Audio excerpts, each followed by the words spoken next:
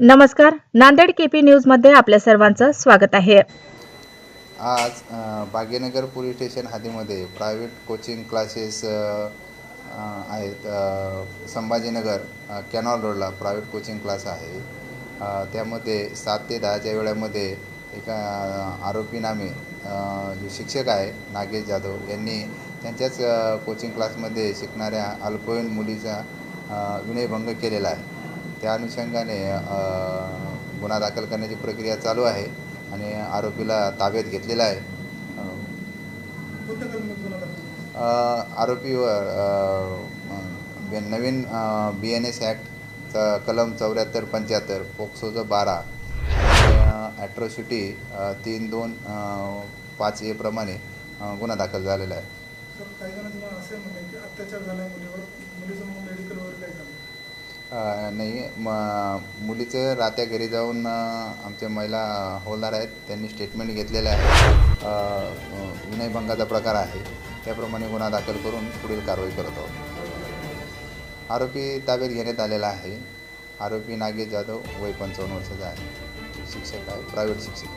बदलापूरनंतर संबंध महाराष्ट्रामध्ये महिला अत्याचार आणि अल्पवयीन मुलीवर विनयभंग, बलात्कार अशा वेगवेगळ्या प्रकारचे अत्याचार होण्याचे प्रकार सतत घडत आहेत। यामध्ये शिंदे सरकार यांचं अपयश आहे। आज नांदेडमध्ये खूपच भयानक घटना घडलेली आहे। नांदेड येथील चैतन्यनगर भागामध्ये संभाजीनगर येथील एका खाजगी कोचिंग क्लासेसमध्ये एका अल्पवयीन मुलीवर येथील नागेश जाधव नावाच्या खाजगी शिक्षकांनी विनयभंग आणि अत्याचार केलेले आहेत। ही घटना खूपच भयानक आहे। महाराष्ट्रामध्ये असे प्रकार होत असताना ह्यावर आळा बसणं पोलीस प्रशासन कुठेतरी आणि संबंध शासन व्यवस्था कुठेतरी कमी पडत आहे असं नजरेस येत आहे। आज नांदेडमध्ये ही घटना घडली। पत्रकार बांधव आणि बरीच संघटनेची लोक भाग्यनगर पोलीस स्टेशन हद्दीमध्ये येऊन दुपारपासून गुन्हा दाखल करण्यासाठी प्रयत्न करत होते, पण संबंधित प्रकरण कुठेतरी दाबण्याचा प्रकार होत होता।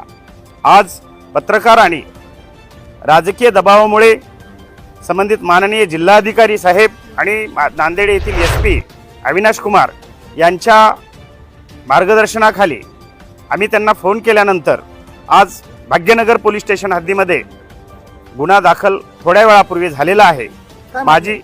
माझी एकच मागणी आहे संबंधित पोलीस विभागाला की ह्या मुलीवर जो अत्याचार झाला त्याची कायदेशीर आणि सखोल अशी चौकशी होऊन संबंधित आरोपीला जास्तीत जास्त शिक्षा व्हावी अशी माझी विनंती आहे। पोस्को अंतर्गत त्याच्यावर गुन्हा दाखल झाला, त्याला जामीन मिळू नये आणि अशा गुन्हेगारावर आळा बसवण्यासाठी कठोर कार्यवाही व्हावी अशी वंचित बहुजन आघाडीच्या वतीने मागणी करण्यात येत आहे।